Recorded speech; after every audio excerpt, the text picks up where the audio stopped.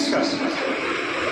এই সাবু থেকে শুরু করে রিয়াজুল, রবিকুল, এই আজহার, এদের যদি কোনো জায়গা জমি এখানে থাকে, বাজার মোফাজ্জেলের ভাই, এদের যদি কোনো কিছু থাকে, একদম পরিষ্কার এই বিজয়গঞ্জ বাজারে একটা সুতো পর্যন্ত এদের রাখা হবে না, একদম পরিষ্কার কথা।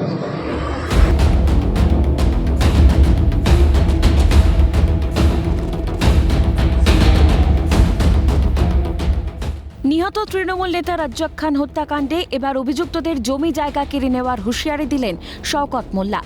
বিজয়গঞ্জ বাজারে এক কর্মী সভা থেকে এমনই মন্তব্য ক্যানিং পূর্বের তৃণমূল বিধায়কের। তিনি জানান, প্রয়োজনীয় পদক্ষেপও নেওয়া হচ্ছে, প্রশাসনের সহযোগিতায় এই কাজ করা হবে। না, বিশেষ করে বিজয়গঞ্জ বাজারে তাদের এখানে যারা ভেস্টেড বেনিফিট যারা নিচ্ছিল, সেই সমস্ত খুনি মার্ডারার আমরা তাদের বিরুদ্ধে যা যা ব্যবস্থা নেওয়ার এখানে নেব। আমরা ইতিমধ্যে প্রশাসনকেও জানিয়েছি, আইনতভাবে যা যা ব্যবস্থা নেওয়া হবে। তারা কোনো ভেস্টেড জমি তারা যাতে না থাকে, তার জন্য আমরা ইতিমধ্যে বিডিও সাহেব, ওসি, আমরা তাদেরকে বলেছি যে সেগুলোকে মুক্ত করে সাধারণ মানুষ, গরিব মানুষের মধ্যে সেগুলোকে দেওয়া। খুন করলেই জায়গা কেড়ে নিতে হবে এমন কোনো নিয়ম নেই। ক্যানিংয়ের জন্য তাহলে কি আলাদা সংবিধান করেছেন শওকত মোল্লা? প্রশ্ন তুলেছেন ভাঙড়ের বিধায়ক নওশাদ সিদ্দিকী। আমি যতটুকু পড়েছি এই ধরনের কোনো জায়গায় বলা নাই কেউ খুন করলে তার জায়গা কেড়ে নিতে হবে। তাহলে নতুন করে পশ্চিমবাংলার মধ্যে ক্যানিংকে আলাদা দেশ যদি উনি ঘোষণা করে দেন যে আলাদা দেশ ক্যানিং, এই আর ভাঙড়টা ওনার জন্য এখন যদি দায়িত্ব পেয়েছে, ভাঙড়কে হয়তো আলাদা দেশ আগামী দিনে ঘোষণা করবে। তাই ক্যানিং এর আলাদা সংবিধান, ক্যানিং এর আলাদা আইপিসি সিআরপিসির পরিবর্তে যে এখন বিএনএসএস করেছে, আলাদা করেছে। তাহলে ওনার যেটা আইনের বই আছেন, তো ওনার কাছে তাহলে আইনের বই এই ধরনের যদি উনি করে রাখেন সেটা উনি বলুক। তবে এই ধরনের যদি করে থাকেন উনি দেশের দিকে ছাড়া আর কিছু হতে পারেন না। সুর চড়িয়ে বিজেপি নেতা অবনী মণ্ডলের দাবি, সরকারি জায়গা অবৈধভাবে দখল নিয়ে একাধিকবার সরব হয়েছিলাম, কিন্তু এখন সেই কথা নিজেই স্বীকার করলেন শওকত মোল্লা। ভাঙড় খালের পাড়ের সম্পত্তিগুলো বেদখল হচ্ছে, অন্যায়ভাবে রেকর্ড হচ্ছে। এইটাকে নিয়ে আপনাদের মারফত আমি কাকে বলিনি, বিডিও অফিসে বলেছি, বিআরও বলেছি, ক্যানেল ডিপার্টমেন্টে বলেছি। আমার একটাই কথা, আমরা আগেও যা বলেছি এখনও তাই বলছি, যে এই যে সরকারি সম্পত্তিগুলো যদি দিনের পর দিন দখল হয়ে যায়, তাহলে তো আগামী দিনে আমাদের ভাঙড়ের সরকারের সম্পত্তি দখলে বিশাল ক্ষতি হবে। অন্যদিকে রাজ্জাক খুনের ঘটনায় অভিযুক্ত রাজু মোল্লাকে আইএসএফ কর্মী বলে দাবি করেছিলেন ক্যানিং পূর্বের তৃণমূল বিধায়ক শওকত মোল্লা।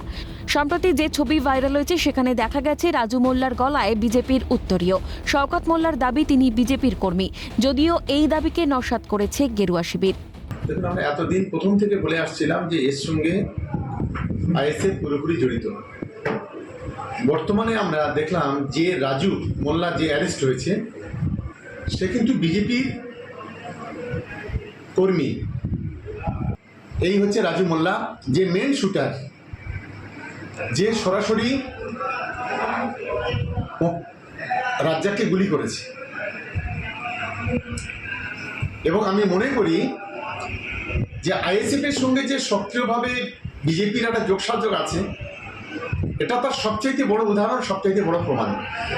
এই খুনের সাথে যারা অ্যারেস্ট হয়েছে এরা হয়তো খুন করেছে, আর যারা খুন করতে বলেছে তারা এখন অ্যারেস্ট হয়নি। দুটো কারণ, কেন খুন হয়েছে এটা খুঁজে বার করতে হবে, আর একটা হচ্ছে কারা খুন করার নির্দেশ দিল। আমি আবারও বলছি, শওকত সাহেব ওই দিনকে রাজ্জাক খানের ডেড বডির সামনে গিয়ে দাঁড়িয়েছিল 10 তারিখ রাত্রে। Right side, left side, front side, back সাইডে যারা দাঁড়িয়েছিল শওকত সাহেবকে ঘিরে, তাদের মধ্যে অনেকে খুনি হতে পারে যদি সঠিক তদন্ত হয়। কোনো সময় আমাদের আজ পর্যন্ত আমি কোনোদিন তারা কোনো বুথেরও দেখিনি, কোনোদিন তাকে কোনো শক্তিকেন্দ্র, কোনো পার্টির কোনো মিটিং মিছিলে দেখেনি।